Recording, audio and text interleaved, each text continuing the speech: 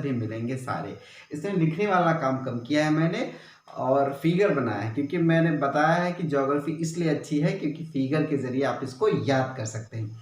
तो परिक्रमण गति इस तरह से समझ लीजिए, आप कभी मंदिर गए हैं, मंदिर के आप चारों तरफ जो चक्कर लगाते हैं उसको आप परिक्रमा कहते हैं, ठीक है, उसको परिक्रमण कहते हैं। एक तरह जिंदगी में नहीं भूलेंगे आप, इस तरह याद कर लीजिए परिक्रमण गति, ठीक है, कि मंदिर जब जाते हैं तो हाथ जोड़ के जो 7 चक्कर लगाते हैं, भगवान बीच में बैठे हुए हैं मंदिर के अंदर और आप उसके चारों ओर जो चक्कर लगा रहे हैं वो हो जाती है परिक्रमण गति, ठीक है। और ज़्यादा डिटेल में, अब इससे ज़्यादा डिटेल में क्या जाएंगे, मंदिर तो सभी गए होंगे, तो तो पृथ्वी के बारे में आप बात कर लेते हैं। पर जो परिक्रमण गति करती है, देखिए ये वीडियो देखने से पहले आप पुराने वीडियो ज्योग्राफी के मैंने जितने पढ़ाए हुए हैं सौर मंडल और पृथ्वी के बारे में, सूर्य के बारे में, वो जरूर देखिएगा। उससे चीज़ें आपको बहुत ज़्यादा क्लियर हो जाएंगी कि पृथ्वी की कक्षा कैसी है। ये ढेर सारी चीज़ें आपको, अक्षांश रेखाएं, देशांतर रेखाएं और ये कर्क रेखा, मकर रेखा, बहुत ही विस्तृत मैंने बता रखा है, तो उससे आपको ज़्यादा फायदा मिलेगा। तब ये वीडियो देखिएगा तो आपको इससे अच्छा ज़्यादा रहेगा। चलिए तो बात कर लेते हैं परिक्रमण गति के बारे में। चलिए मैं एक छोटा सा चित्र बना देता हूँ। मान लीजिए यहाँ कुछ है और मैं यहाँ चल रहा हूँ ऐसे ऐसे ऐसे ऐसे ऐसे ऐसे, इसके चक्कर लगाते जा रहा हूँ, इसके चक्कर लगाते जा रहा हूँ, तो मैं इसकी परिक्रमा कर रहा हूँ, ठीक है। चलिए ये हो गया। तो देखिए ये सूर्य है और ये कोशिश की है मैंने बताने की, चित्र इम्पोर्टेंट है इसलिए इसको ध्यान से सुनिएगा।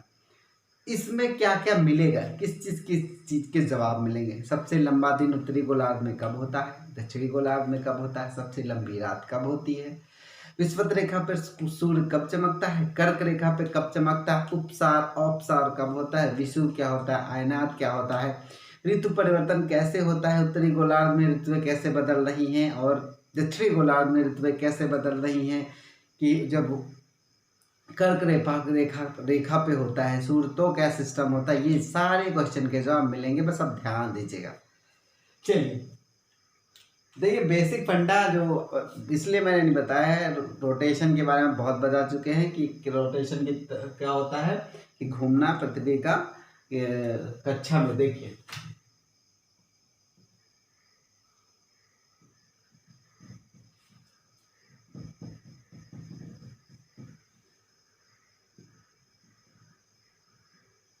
ये जो कक्षा है ये दीर्घ वृत्ताकार है, ठीक है, ये दीर्घ वृत्ताकार कक्षा है ना कि गोल है, ठीक है। तो देख लीजिए, अब देखिए जब सूर्य इस अवस्था में आता है तो इसको कहते हैं उपसौर, मतलब पास है, ये दोनों स्थिति हैं उपसौर। जब लगभग 14 करोड़ कुछ दूरी पे होता है, ये मैंने पहले डिटेल में रख रखा है। जब दूर है सूर्य पृथ्वी से तो ये आ जाता है अपसौर। ये दोनों कंडीशन हो गई अपसौर की। तो क्वेश्चन के जवाब मिल गए। अपसौर कब होता है, किस दिन होता है, ये भी बता देते हैं, ठीक है। ये सारी चीजें डिटेल में आपको बताई गई है कि कब होता है, ठीक है, 4 जुलाई को होता है कि जनवरी को होता है, ये ढेर सारी चीजें आपको बताई गई हैं, ठीक है। चलिए अब बात कर लेते हैं। चलिए ये कंडीशन हो गई, अब आगे बात करते हैं। सबसे पहले तो बात कर लेते हैं 21 जून को योगा दिवस होता है, ठीक है। योगा दिवस के दिन क्या होता है, 21 जून को सूर्य जो होता है चमकता है कहाँ, कर्क रेखा पर, भारत के बीचों बीच में चमकता है कर्क रेखा पर। सबसे बड़ा दिन होता है और सबसे छोटी रात। जाहिर सी बात है जब सूर्य आपके कर्क रेखा पे चमकेगा तो दिन बड़ा होगा और दिन बड़ा होगा तो रात छोटी होगी, ठीक है। जब यहाँ दिन बड़ा होगा तो दक्षिणी गोलार्ध की मकर रेखा के क्या होगा, दिन रात जो होगी सबसे लंबी होगी, बिल्कुल उल्टा। जैसे यहाँ दिन बड़ा हो रहा है तो उधर क्या होगी, रात लंबी होगी, ठीक है। चलिए तो अब जून से शुरुआत करते हैं। तो ये हमारा जून है, ये देखिए सूर्य की किरण जो है बिल्कुल लंबवत मैंने दिखाई कोशिश की है। यहाँ दिखाया मैंने 90 डिग्री का कोण बना रही है, मतलब सूर्य की किरण 21 जून को पड़ती है कर्क रेखा पे, भारत तो बीचों बीच से गुजरती है रेखा वहां पे पड़ती है, यानी कि यहाँ भीषण गर्मी होती है, कायदे की गर्मी। ठीक है, तो जून में सबसे ज्यादा गर्मी होती है, सबसे बड़ा दिन होता है और उस दिन योगा दिवस भी मनाया जाता है। इस चीज को याद रख लीजिए। ठीक है, अब देख लीजिए, इस पे तो 90 पड़ रहा है, इधर कम पड़ रहा है। इधर देखिए, जब यहाँ सूर्य पड़ रहा है, इस चीज को समझने की कोशिश कीजिएगा, जब सूर्य इधर पड़ेगा तो इधर का क्या हाल होगा। जब सूर्य यहाँ पड़ रहा है यानी कि इधर गर्मी है, तो इधर पूरा इधर का मैटर मकर रेखा पे सर्दी का मौसम चल रहा होगा। ठीक है, सूर्य यहाँ चमक रहा है तो इधर कर विषुवत रेखा के नीचे वाला पोर्शन का पूरा सर्दी का मैटर चल रहा होगा। ठीक है, तो इधर सर्दी चल रही होगी। तो सूर्य चमकता है लंबवत कर्क रेखा पर। विषुवत रेखा के नीचे देखिए क्या लिखा हुआ है, शीत ऋतु चल रही है। विषुवत रेखा के विषुवत रेखा के ऊपर चल रही होगी, ऊपर कर दीजिए इसको, ऊपर चल रही है ग्रीष्म ऋतु। ब्लैक से ही लिख दे ताकि लगे ना कि गलती हुई है भाई। विषुवत रेखा के ऊपर यानी इधर विषुवत रेखा के ऊपर गर्मी पड़ेगी क्योंकि सूर्य तो वहीं चमक रहा है।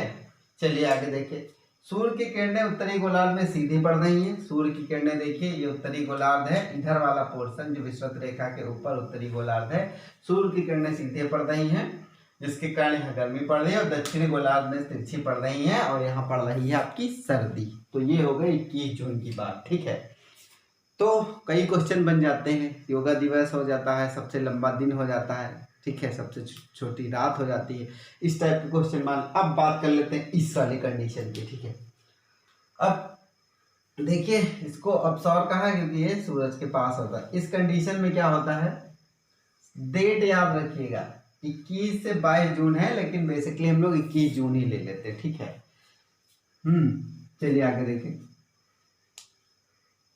यहाँ भी 2 डेट लिखी हुई है, तो हम 22 लेते हैं या 23 भी लेते हैं, लेकिन अगर एक आएगा तो 22 ही लिखना है। ठीक है, तो देखिए, इस वाली कंडीशन को अगर हमें दिखाना हो तो कैसे दिखाएंगे। मैं छोटा सा एक फिगर बना देता हूँ। ये सूर्य है और ये हमारी पृथ्वी। छोटे बड़े पे मत जाइए, मैं जो बताना चाह रहा हूँ उस पे जाइए। ठीक है, ये हो गई 0 डिग्री, ये हो गई 23.5 और ये हो गई 23.5। ठीक है, तो सूर्य की किरणें सीधे यहाँ पड़ रही यानी 90 डिग्री का कोण ये बनना है। ठीक है, जब कंडीशन सूर्य जब पड़ेगा विषुवत रेखा पे तो क्या होगा, दोनों गोलार्धों में समान, मतलब दिन बड़े वही हाल होगा, मतलब मौसम समान लगभग होगा। ठीक है, दिन रात समान होंगे, कर्क रेखा पे भी और मकर रेखा पे भी जो है दिन समान होंगे। ठीक है, तो इस चीज को याद कर लिए कि दिन रात कब बराबर होते हैं, आप कह सकते हैं 22 सितंबर को। ठीक है, ओके, चलिए आगे देख लीजिए, 22 सितंबर को एक और डेट आएगी अभी। ठीक है, तो चलिए ये कंडीशन हो गई आपकी। ये अभी सूर्य है उत्तर दक्षिणी, देखिए सूर्य की कंडीशन क्या है, अभी और डिटेल बताएंगे। तो ये सूर्य पड़ गया आपका कहाँ, ये पड़ गया आपको विषुवत रेखा पे लंबवत पड़ रहा। इस कंडीशन में क्या होता है, विषुवत रेखा पे लंबवत पड़ते तो इसको विषुव की स्थिति कहा जाती है, आप उपसौर भी कहते हैं। विषुवत रेखा के नीचे बसंत और ऊपर पतझड़ होता है। चलिए भारत की हालत के बारे में देख लेते हैं। अभी क्या है कि जून में आया और सितंबर में ये वापस कहाँ पहुंच गया, विषुवत रेखा पर। ठीक है, तो सितंबर में पहुंच गया विषुवत रेखा पर, सितंबर हानि हो गई ये। अब देख लीजिए, आ जाइए दिसंबर में क्या होता है। ठीक है, सूर्य की किरणें देख लीजिए मकर रेखा पे पड़ रही हैं लंबवत। सूर्य की किरणें कहाँ पड़ रही है, मकर रेखा पे लंबवत। तो फिर यहाँ होगी गर्मी। ठीक है, जहां सूर्य की किरणें लंबवत पड़ रही हैं, ठीक है, तो वहां होगी कायदे की गर्मी। क्वेश्चन बनता है, है तो कक्षा 6 का टॉपिक, लेकिन इतना मजेदार टॉपिक है कि इतना विस्तृत है कि इसको किसी भी परीक्षा में, आईएएस तक की परीक्षा में ये पूछा जाता है और बिल्कुल ऐसे ही तैयारी करी जाती है। चलिए, ये मकर रेखा है, यहाँ का ऑस्ट्रेलिया पड़ता है, ऑस्ट्रेलिया से गुजरती है। तो ऑस्ट्रेलिया देखिए क्या पड़ता है, यहाँ 21-22 को यहाँ पे है सूर्य। ठीक है, और देखिए तो क्रिसमस पड़ता है 25 को और सूर्य तमतमाता हुआ मकर रेखा पर पड़ रहा है। तो कभी कभी क्वेश्चन पूछता है कि किस महाद्वीप में क्रिसमस जो होता है गर्मी में होता है, तो जवाब होगा, या किस देश में पूछ लेता है तो ऑस्ट्रेलिया है। ठीक है, देखिए जब यहाँ पे सूर्य पड़ेगा 21 या 22 को, तो यहाँ सबसे लंबी रात होने वाली है। कहाँ? उत्तरी गोलार्ध में, यानी कि भारत में। उत्तरी गोलार्ध में देखिए जहाँ मकर रेखा पे पड़ा तहाँ यहाँ पे सबसे लंबी रात होगी। ठीक है, सबसे लंबी रात हो गई। जब ये बड़ा 21 को पड़ा चाहे 22 को पड़ा तो सबसे लंबी रात हो जाएगी। ठीक है, जब यहाँ चमकेगा तो यहाँ सबसे लंबी रात होगी। ठीक है, आगे देख लीजिए, मौसम के बारे में बताया गया है। देखिए जैसे यहाँ लंबा पड़ रहा है फिर तिरछी होती जा रही है रेखा। ठीक है, उतना बेहतर नहीं बना लेकिन समझने के लिए बहुत है। रेखाएं लंबवत पड़ा, बाकी फिर तिरछी होती चली गई। देखिए जो रेड वाला इलाका हमने लिखा है, इधर सूर्य की किरणें पड़ रही हैं, इधर नहीं पड़ रही हैं। ठीक है, देखिए क्या लिखा है, विषुवत रेखा के नीचे ग्रीष्म ऋतु, विषुवत रेखा के ऊपर शीत ऋतु, यानी कि यहाँ ठंडी होगी और दक्षिणी गोलार्ध में होगी गर्मी। यही लिखा हुआ है, क्योंकि दक्षिणी गोलार्ध में किरणें सीधे पड़ रही हैं और हमारे जो उत्तरी गोलार्ध में है हम लोग किरणें पड़ रही हैं तिरछी। यहाँ सर्दी कड़ाके की तरह शुरू होने की तैयारी हो दिसंबर और जनवरी में। ठीक है, चलिए अब आ जाते हैं इधर, खिसकते खिसकते आ जाते हैं हम लोग कहाँ, आ जाते हैं मार्च की तरफ। ठीक है, यहाँ हम लोग आ गए धीरे धीरे मार्च की तरफ। मतलब ये मकर रेखा से पहुंचा, उसके बाद जो है आराम से मकर रेखा पे 21 या 22 को पहुंचेगा, उसके बाद वो पहुंचना चालू करेगा, फिर वापस जाएगा कहाँ पे, अपनी पुरानी कंडीशन में, यानी कि मकर विषुवत रेखा की तरफ जाएगा। विषुवत रेखा की तरफ जाएगा, विषुवत रेखा पे देखिए कब जा रहा है, 21 मार्च को। कब जा रहा है ये, विषुवत रेखा पे वापस आया, पहले पहुंचा था 22 सितंबर को, अब जा रहा है 21 मार्च को पहुंचता है वापस विषुवत रेखा से। ठीक है, तो विषुवत रेखा पे क्या जब पहुंचेगा तो क्या होगा, फिर कर्क रेखा और मकर रेखा पे जो देश होंगे उन पे दिन रात बराबर होगा। ठीक है, चलिए ये कंडीशन होगी। और देख लीजिए ये कंडीशन होगी, फिर वापस आएगी। एक बार कब आएगा, 22 सितंबर। ठीक है, और एक बार 21 मार्च की कंडीशन में आएगी, जब वापस सूर्य एक बार इधर पकड़ेगा एक बार इधर पकड़ेगा। ठीक है, तो सूर्य वापस इस कंडीशन में आ जाएगा। ठीक, तो दो डेटें हो गई, 21 मार्च 22 सितंबर को सूर्य की किरणें कहाँ पड़ती हैं, विषुवत रेखा पे। ठीक है, कर्क रेखा पे और मकर रेखा पे किरणें तिरछी पड़ती हैं। ठीक है, देखिए विषुवत रेखा पे लंबवत पड़ती है, दोनों गोलार्ध पे समान रूप से पड़ती है। विषुवत रेखा के नीचे पतझड़ और ऊपर बसंत होता है, यहाँ उल्टा है। देखिए क्या है, विषुवत रेखा के नीचे बसंत है और विषुवत रेखा के ऊपर पतझड़। तो हमारा कंडीशन ये है, हम लोग उत्तरी गोलार्ध में, उत्तरी गोलार्ध में सूर्य यहाँ चमका और यहाँ। ठीक है, तो ये हमारी कंडीशंस हो गई। देखिए पृथ्वी 365 से 1/4 दिन में पृथ्वी की एक परिक्रमा करती है, इसे वार्षिक गति कहते हैं। देखिए ऋतु का ये सिस्टम चला है, पूरा ऋतु का सिस्टम, कि किस गोलार्ध में गर्मी होगी, किस गोलार्ध में होगी सर्दी। देखिए पृथ्वी जो झुकी हुई है 23.5 अंश, जिसके पिछले वीडियो में बताया, उसकी वजह से भी हमारे ऋतु पे फर्क पड़ता है, क्योंकि हवाएं जो होती हैं वो पृथ्वी की घूर्णन की गति के कारण बदलती हैं, और जो समुद्र की धाराएं भी होती हैं वो समुद्र के कारण ही बदलती हैं। और ऋतु परिवर्तन पे चंद्रमा का भी बहुत असर पड़ता है, क्योंकि देखिए चंद्रमा की वजह से पृथ्वी की गति थोड़ा सीमित है, वरना पृथ्वी की गति 3 गुनी बढ़ जाती। तो पृथ्वी के और चंद्रमा के बीच का जो गुरुत्वाकर्षण, उसकी वजह से पृथ्वी धीमी गति से चलती है। उसमें ज्वार और भाटे आते हैं जो चीज़ों को बैलेंस करते हैं। ज्वार और भाटों की वजह से ऋतु परिवर्तन में बहुत सहायक होती हैं चीज़ें।